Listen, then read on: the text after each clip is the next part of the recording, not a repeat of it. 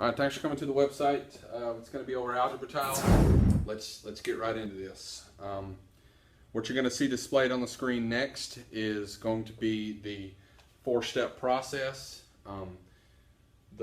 Each one of those steps has step 2, 3, and 4 has a little kind of make sure you do this type statement underneath it. You want to take this time right now to go ahead and write that down.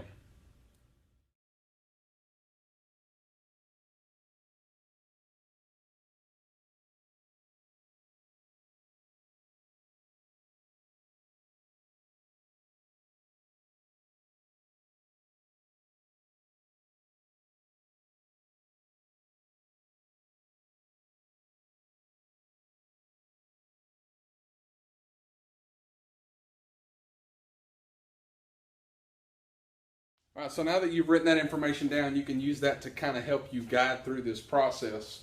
We're just going to be doing one example, and as the 6 weeks begins to unfold, you want to remember this day so you can go back and watch this video again to kind of get a reminder. In fact, what I'll probably do when it gets close to test time is have you come back and watch this video again to remind you how the whole process works.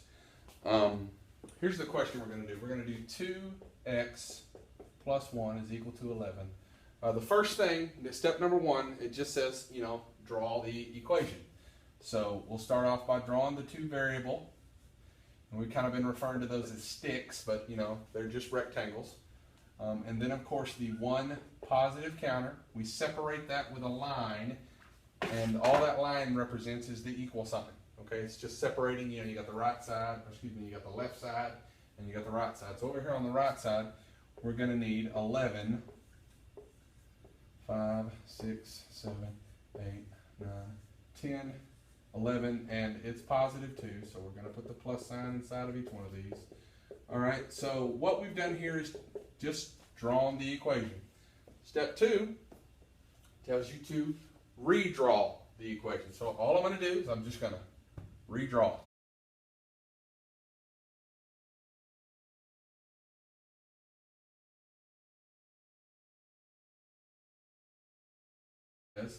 Underneath step 2, it tells you to use zero pairs to get the variable by itself. Right now, when you look at this right here, the variable is not alone. It's got counter with it. So we need to get this counter and get it out of the way because we want the variable by itself.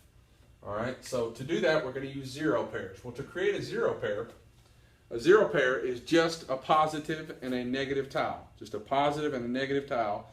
When you put those side by side, or when you put them on the same side on the image, they create zero pairs. And it sounds exactly like what it's supposed to. It's a zero pair. It creates a zero. So to create a zero pair, I need a negative. Positive and negative, right? That's a zero pair. Well, I can't just do that to one side of the equation. I've got to do it to the other side also. So this turns into that. Yes? Why? Because if I do it to that side, got to do it to that side, right? One zero pair was created there. Just a little extra for experts here. You don't always create zero pairs on this side. This is the side where you want the variable by itself. So you have to create zero pairs over here. But sometimes on this side it doesn't happen. Now in this question, of course, it did. So have we gotten all the zero pairs created so the variable is by itself? We have. That means we can move on to the third step. The third step simply says draw what's left over. All right, so we have two positive variables, and we have 1, 2, 3, 4, 5. 5 more is a total of 10 counters, all of which are positive.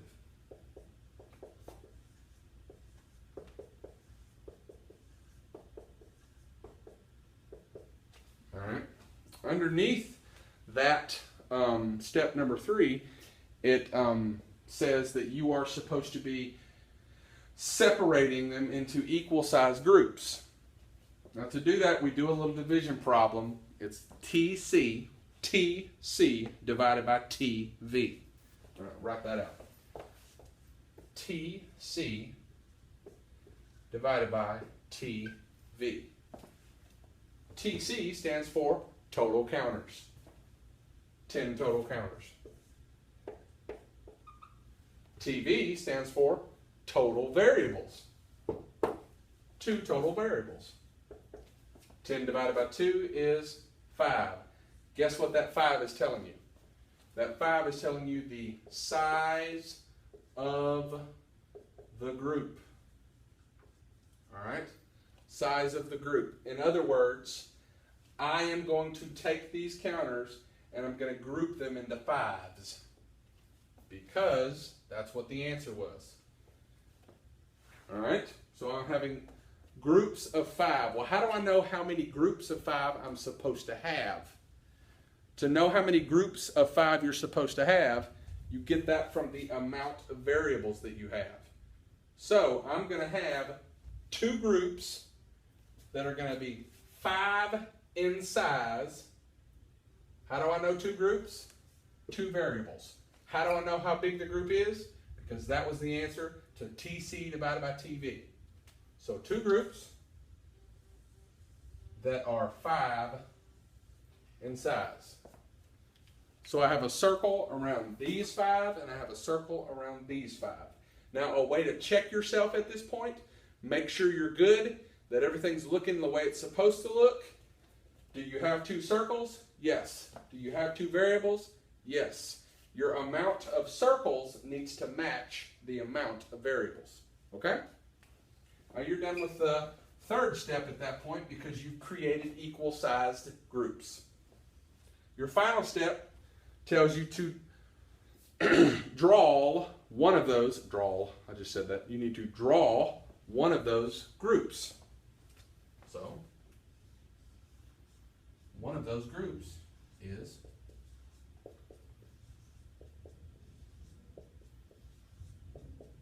just like that.